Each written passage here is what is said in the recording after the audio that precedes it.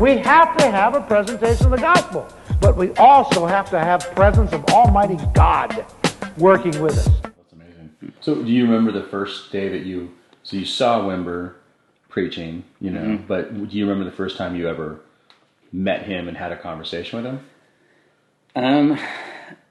I think it was that time at Chris Wimber at his son's house. Okay. In Yorba Linda. And you were about to go work for him. I didn't know at that time. I don't think I was yet. I think I was, because at that stage, that was before the vineyard had moved out to Yorba Linda or Anaheim, where it is now. So this is with the bands. Yeah, yeah, kind of like. So there was New Breed, and the primary band in there was the Violet Burning. Okay, who was in the Violet Burning? Michael Pritzl. Okay. I'm drawing blank. I mean, the Tubbs brothers. Lonnie Tubbs was the drummer. Sean Tubbs joined, and some of the Tubbs brothers. Yeah. All three of them, I think, were in it at one time. And Kurt, and I'm spacing on his last name, but cool. I always saw Michael. Michael kind of was the driving force. Lead, yeah. And so you met Wimber at this meeting where he's giving pastoral advice to all these young band members. Yeah. And your first impression was this old guy doesn't know what he's talking about, and then years later you're like, he was right. Yes, yeah.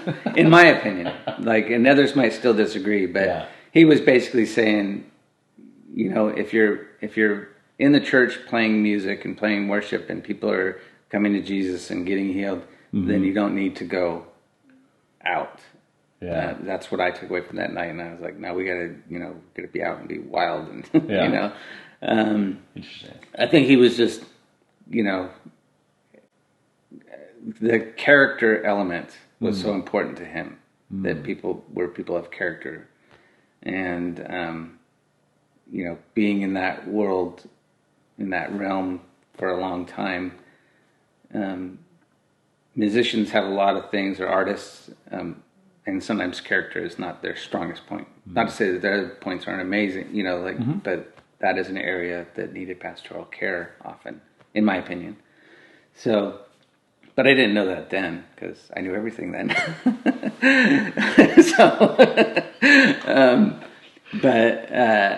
And so I think it was cool, because my first time, one of the first times to the old vineyard, leading worship was Kevin Prosh and Mike Pritzl together, and it was just that was very different than anything I'd ever seen. It sounded different, it felt different. The way that the vineyard worship was so different, and it was so intense and intimate, and it was just crazy. And it happened to be one of those nights. Everyone has this story about John called everyone up who was under 25. Well, it happened to be one of those nights, and so he called everyone up who was, I think it's under 25. So we're all standing at the front, and it's just a small stage at that old vineyard. It wasn't like a staircase or anything. It was just kind of low and small. And so I think during worship, John would just be on the roads, he just looked bored, but I don't know what was going on. But he gets up and calls everyone up as under 25. So there's probably 40 or 50 of us up there, and someone says something. I don't know if it was John or Kevin, and everyone goes down. I've kind of got my eyes closed, and when I open my eyes, everyone is on the floor except me. So I'm like, now what? I'm kind of like, oh, I'm the one, who's still standing. But I was like, okay, it's not me to fake. That's just not me. I'm not. Not that anyone else was faking it. It didn't happen to me. I was like, I'm gonna have to get knocked down, and it didn't happen.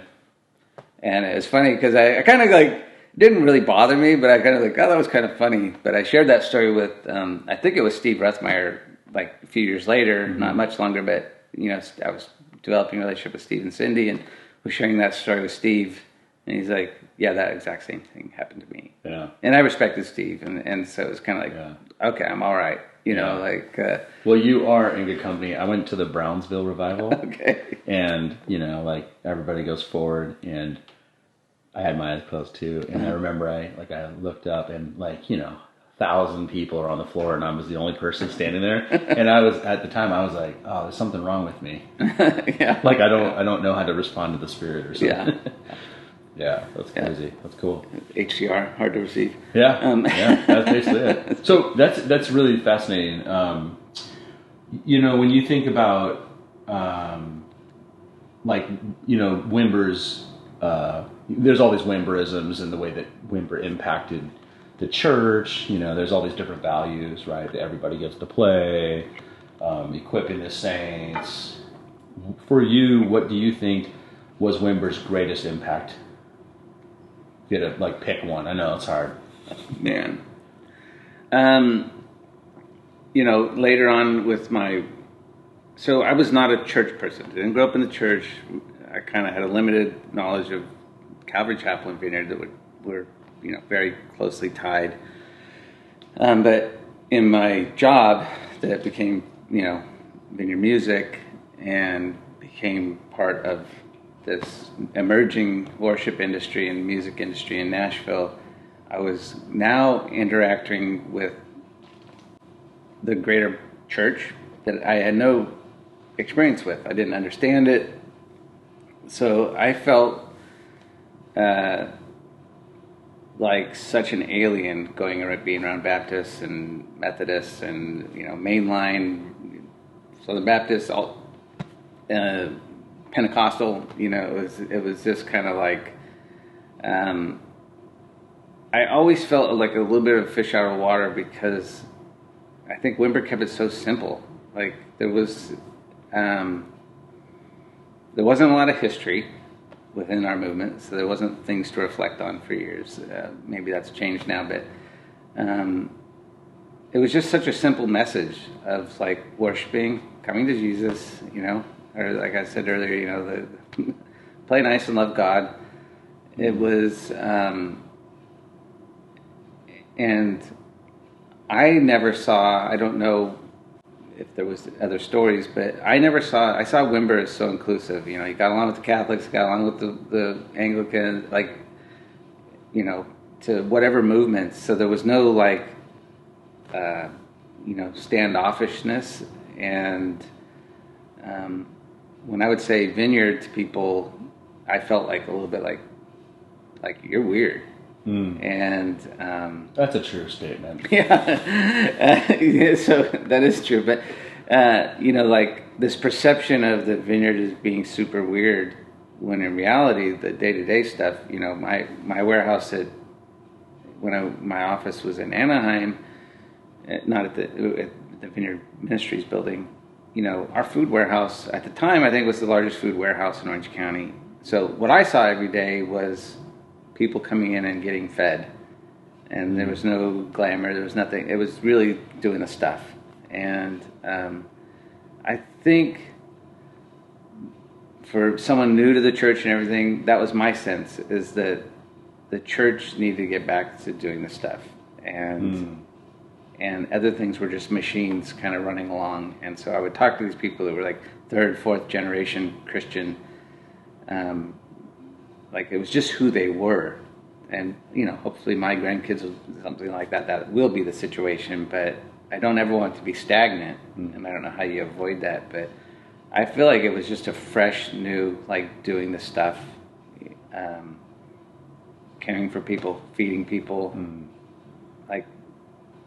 the Jesus things. Yeah. Yeah. I mean, like you were saying earlier, just the simplicity of that message of love God, come to God, love people, be nice to people, help people. Mm-hmm.